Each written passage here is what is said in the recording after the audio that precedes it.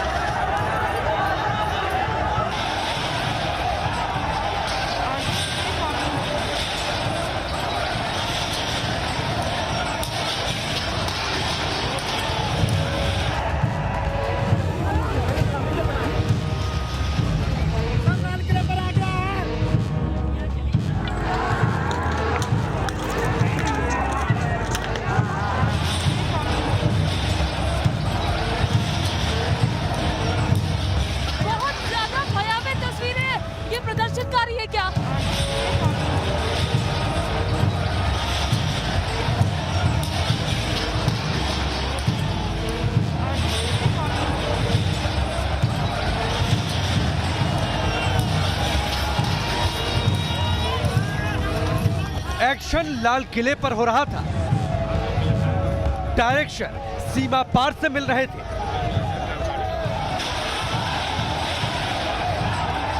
दिल्ली में दंगा हो रहा था, स्क्रिप्ट कहीं और लिखी जा रही थी।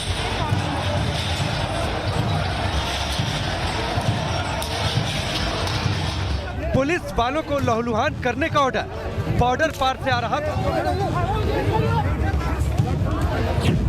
दिल्ली हिंसा में पहली बार खालिस्तानी साजिश के सबसे सॉलिड सबूत सामने आए हैं। न्यूज नेशन को सूत्रों से पुख्ता जानकारी मिली है कि पाकिस्तान की आईएसआई ने दिल्ली में दंगे कराने के लिए 5 करोड़ रुपए की फंडिंग की, जिससे दिल्ली में दंगे कराए जा सके। न्यूज नेशन पर सबसे बड़ा खुलासा, दंगों के हेडक्वार्टर का सॉलिड सबूत।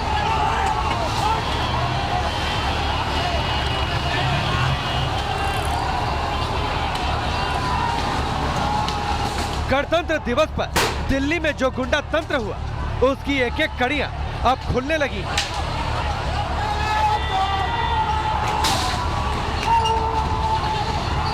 कहां स्क्रिप्ट लिखी गई, किसने दंगाइयों का एक्शन प्लान तैयार किया और कैसे पूरी साजिश को अंजाम तक पहुंचाया गया।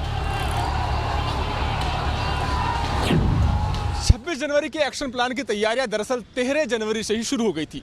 न्यूज नेशन को सूत्रों के हवाले से जो पुख्ता जानकारी मिली है, उसके मुताबिक 13 जनवरी के बाद से ही पाकिस्तान से करीब 350 ट्विटर अकाउंट एक्टिव हो गए थे और इनमें से ज्यादातर अकाउंट खालिस्तानी समर्थकों के थे।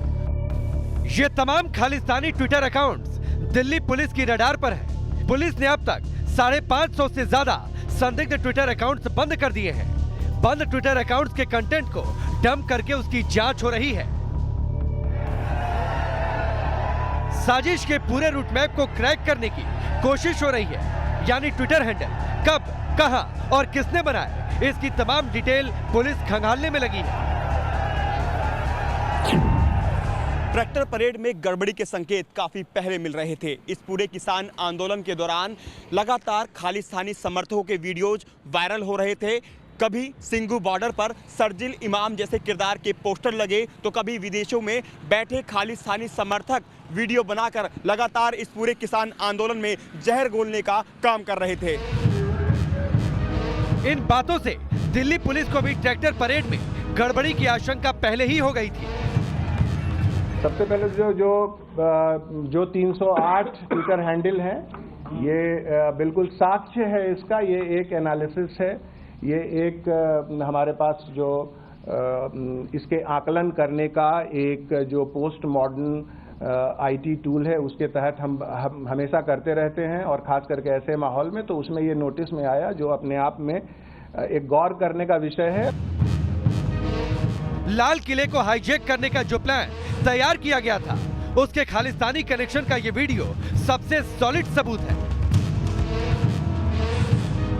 सिख फॉर जस्टिस का सरगना गुरबत सिंह पन्नू इस वीडियो में हिंसा की जिम्मेदारी लेता दिखाई दे रहा है। दिल्ली दे रेड फोर्ट ते लाल किले ते कब्जा किया गया तां सारी दुनिया दे विच उत्थे सिंघां दे झंडे बुंगे। मतलब साफ है, लाल किले को लहूलुहान करने की साजिश जितनी गहरी है, इसमें शामिल किरदारों की भूमिका उतनी ही संदिग्ध है। किसान मजदूर जिंदाबाद जिंदाबाद, किसान मजदूर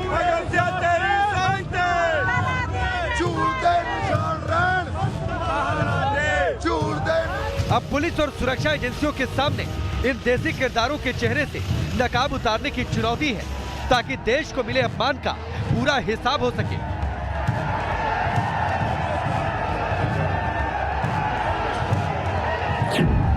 26 जनवरी को देश की राजधानी दिल्ली में हुई हिंसा का खालिस्तानी कनेक्शन सामने आया है। पुलिस और इन्वेस्टिगेशन एजेंसीज को जांच में पता चला है कि दिल्ली में हिंसा करवाने के लिए आईएसआई ने खालिस्तान को फंडिंग की थी। 5 करोड़ रुपए से ज्यादा की रकम सिर्फ 26 जनवरी से कुछ दिन पहले ही दी गई थी। इससे पहले भी लगातार फंडिंग की जा रही थी। पाकिस्तान में बने हुए 350 से ज्यादा ट्विटर हैंडल 13 जनवरी के बाद से एक्टिव हुए थे और लगातार भड़काऊ पोस्ट डाल रहे थे।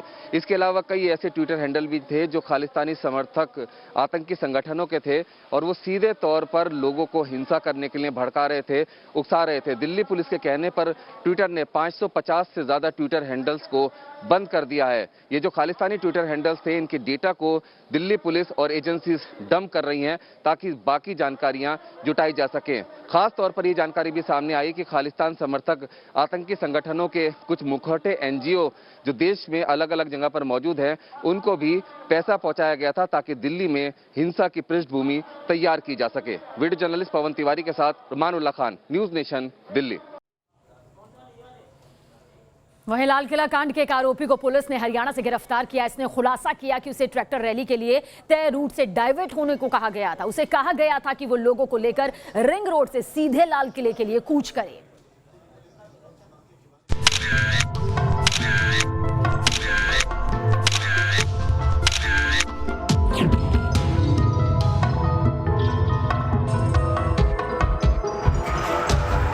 लाल किला कांड की ये तस्वीरें पूरे देश को शर्मसार करने वाली थी। लेकिन इसके पीछे की साजिश को ग्राउंड पर कैसे उतारा गया, उसका सबूत इन तस्वीरों के जरिए समझिए।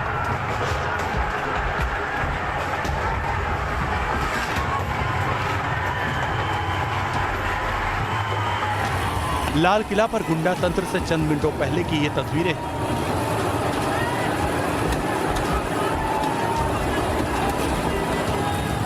दिल्ली के नांगलोई चौक पर दंगाइयों की फौज पुलिस के वज्रवाहन पर वज्रपात कर रही है।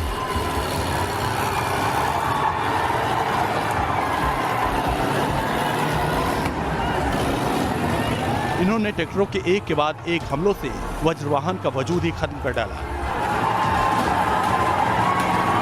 इसी जगह पर दंगाइयों ने पुलिस वालों को ट्रैक्टर से कुचलने की कोशिश की और इसी दौरान एक कांस्टेबल का वायरलेस सेट छीन लिया।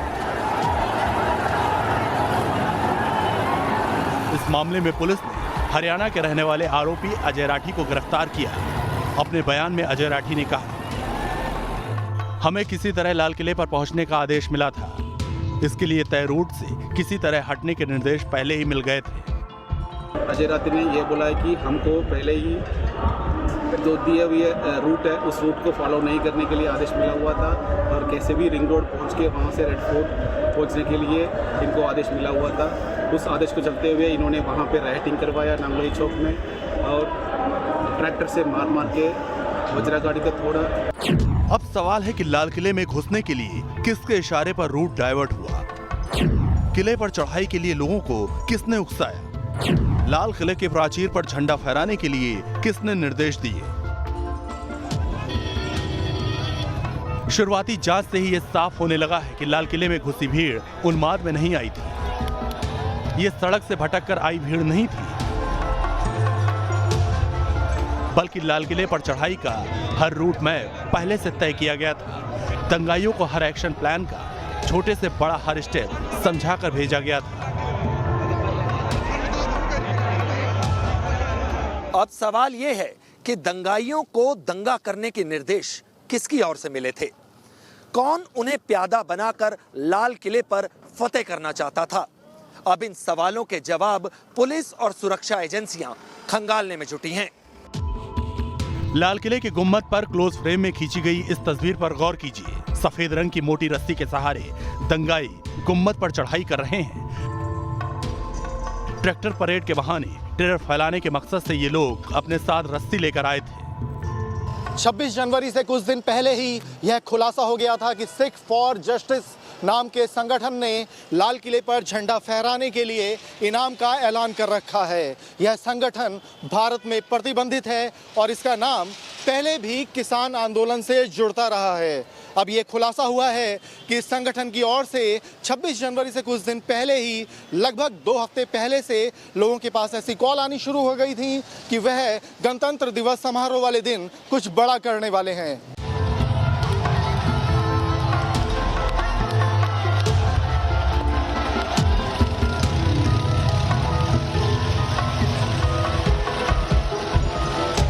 ऐसे में सवाल उठता है कि खालिस्तानी समर्थकों ने किसान आंदोलन को अपना हथियार बनाया, आंदोलन की आड़ में दिल्ली में दंगा कराने की साजिश रची, या फिर खालिस्तानी समर्थक पहले से ही किसानों का चोला ओढ़कर आंदोलन में घुसपैठ किए बैठे थे? इन तमाम सवालों का जवाब अब सुरक्षा एजेंसियों को तलाशने हैं। Team news nation.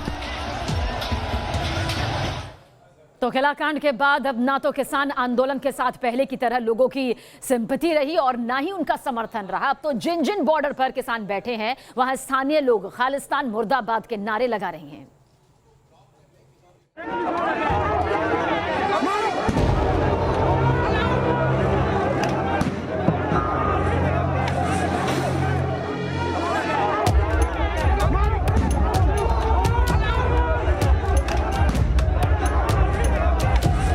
यह आंदोलन की आग नहीं बल्कि भरोसा खोने की हताशा है। वो भरोसा जो लोगों ने अपने अन्नदाताओं पर जताया था। लेकिन लाल किला कांड ने उस भरोसे को कलंकित कर दिया।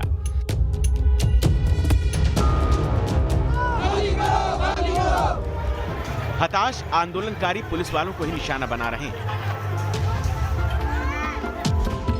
सिंघू बॉर्डर के आसपास के स्थानीय किसान जो यहाँ पर आए थे, किसान आंदोलन में बैठे हुए लोगों से कि वो रास्ता खाली कर दें, धरना प्रदर्शन बंद कर दें, वो अब टकराव की स्थिति बनती दिख रही है। जो स्थानीय किसान हैं वो प्रदर्शन स्थल तक पहुँच गए हैं। पुलिस प्रशासन लगातार इस कोशिश में है कि इन लोगों को समझा बुझाकर हटाया जा सके। जो आंदोलनकारी किसान थे वो भी डंडे वगैरह लेकर आ गए हैं। सीधे तौर पर जो स्थानीय किसान हैं वो अब अल्टीमेटम दिया था उन्होंने आज तक का, और उसके बाद अब ये जो स्थानीय किसान हैं वो यहाँ पर उग्र होते नजर आ रहे हैं। तिरंगे के अपमान और गणतंत्र पर गुंडागर्दी से आम जनता पहले से ही उबल रही थी। खालिस्तानी कनेक्शन के खुलासे ने रही सही कसर भी पूरी कर दी। अब हमें सिंघू बॉर्डर खाली कराना है। तिरंगे का अपमान नहीं सहेगा हिंदुस्तान। हमारे तिरंगे का अपमान किया तो हम हमको किसान नहीं मानते। सिंधु टिकरी बॉर्डर से आई इन ताजा तस्वीरों को गौर से आपको देखना बेहद जरूरी है। हाथों में तिरंगा और जुबान पर एक ही नारा कि बहुत हुआ, अब बॉर्डर खाली करो। ये किसानों का आंदोलन नहीं है। अब 26 जनवरी को जवान नहीं दिखाई दे जिन लोगों के ऊपर उन्होंने लाठियां बरसाई, आज जय जवान जय किसान के नारे लगा रहे हैं। सिंधु बॉर्डर पर लोकल वर्सेस किसान वाले हो गए हैं। हर गुजरते वक्त के साथ ही तनाव बढ़ता जा रहा है। प्रदर्शनकारियों ने पहले तो खुद किसानों के तंबुओं को उखाड़ना शुरू कर दिया, फिर किसान और गांव वालों के बीच जमकर पथराव शुरू हो गया। हालात बेकाबू हुए तो पुलिस ने लाठीचार्ज कर दिया, आंसू गैस के गोले छोड़े गए। इस बीच अलीपुर के एसएचओ पर तलवार से हमला हो गया। आरोप है किसी किसान प्रदर्शनकारी पर।